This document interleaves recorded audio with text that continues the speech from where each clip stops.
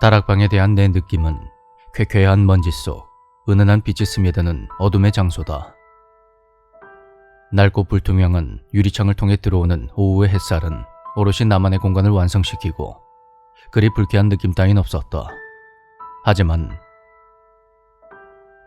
너 엄마가 다락방 올라가지 말라고 했어 안 했어? 왜 말을 안 들어? 그치만 저 위에 한 번만 더 다락방 올라가면 그날 저녁은 없을 줄 알아. 알았어? 잘못했어요. 매번 어머니의 잔소리와 회초리 앞에 난 울면서 잘못됐다고 용서를 빌었지만 어머니가 외출을 하면 달콤한 다락방의 유혹에 이끌려 어김없이 그곳으로 올라갔다. 그런데 언제부턴가 다락방이 나만의 공간이 아니게 돼버렸다. 할아버지, 저 놀러 왔어요. 어냐, 우리 손주 오늘 하루는 뭐하고 지냈니? 그냥 뭐 TV 보고 놀았어요. 며칠 전부터 모르는 할아버지 한 분이 다락방에서 살고 있다. 처음엔 어머니에게 사실대로 말해야 하나 고민도 했지만 할아버지가 들려주는 옛날 이야기가 너무 재미있어서 당분간은 비밀로 하기로 했다. 할아버지, 옛날 이야기 해주세요. 그럴까? 어디 보자. 오늘은 무슨 이야기를 해줄까나? 나는 할아버지의 무릎을 베고 옛날 이야기를 들었다. 옛날에 말이지. 이 할아버지가 살던 마을에 난 할아버지가 들려준 이야기 속 장면을 머릿속으로 상상하며 슬며시 눈을 감았다. 너 또 다락방 올라갔지? 아니야, 안 올라갔어. 이젠 엄마한테 거짓말까지 해? 바지 걷어. 잘못했어요, 엄마. 다신 안 그럴게요. 난 울면서 바지를 걷어 종아리를 드러냈다. 항상 들키지 않을 거라 자신했는데 집에 돌아온 어머니는 내가 다락방에 간 것을 귀신같이 알고 있었다. 또 한 번 회초리로 종아리를 얻어맞고 나면 난 울어서 퉁퉁 부은 눈으로 간신히 잠이 들곤 했다. 그러던 어느 날 계십니까? 집에 아무도 안 계세요? 집 밖에서 누군가 우리 집 대문을 두드렸다. 어머니는 외출하고 집에 없었는데 평소엔 모르는 사람이 집으로 찾아오면 절대로 문을 열어주지 말라고 했었다. 아예 대답도 하지 말고 쥐죽은 듯이 조용히 숨어 있으라고 했는데 보통은 길어야 5분 정도가 지나면 집 밖에 있는 사람이 사라지곤 했지만 그날은 다른 날과 조금 달랐다. 처음과는 다른 목소리의 남자가 거칠게 대문을 두드리며 소리를 쳤다. 이봐요. 안에 사람 있는 거 다 아니까 문 좀 열어봐요. 낯선 이들의 갑작스러운 방문에 겁을 먹은 나는 할아버지가 있는 다락방으로 올라갔다. 그런데 할아버지가 없었다.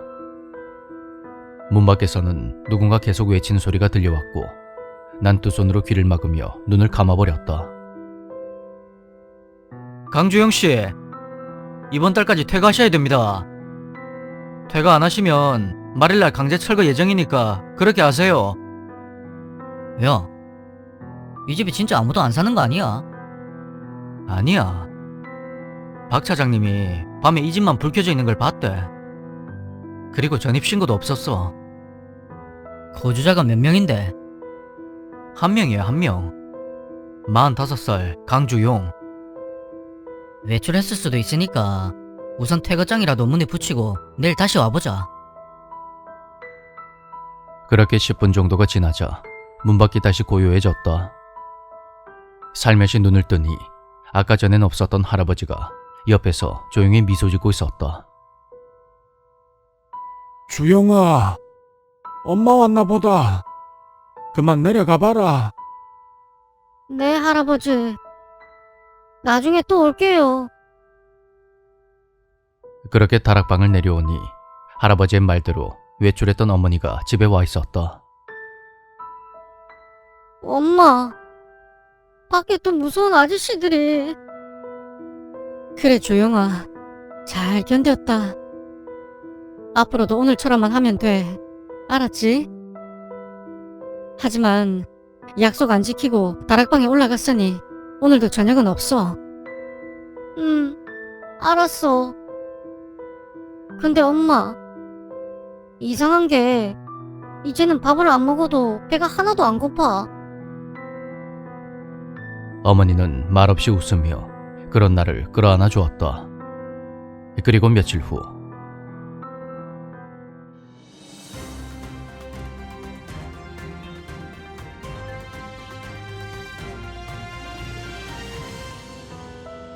다음 소식입니다.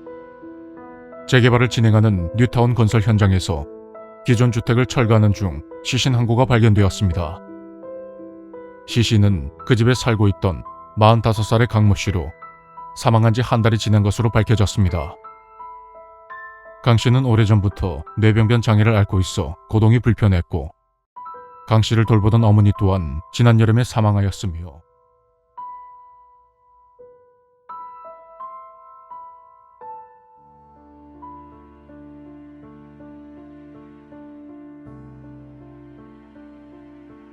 이것은 몇 년 전에 정년 퇴임하신 우리 할아버지가 들려준 이야기다. 할아버지는 젊은 시절부터 긴키지방에 있는 초등학교에서 선생님으로 근무했는데 그 학교에 부임하고 처음으로 맡게 된 여름방학 때의 일이라고 한다. 악기 연주가 취미였던 할아버지는 시간이 나면 이른 아침에 음악실을 빌려서 오르간을 치곤 했는데 그날도 아침 일찍부터 오르간을 연주하고 있었다.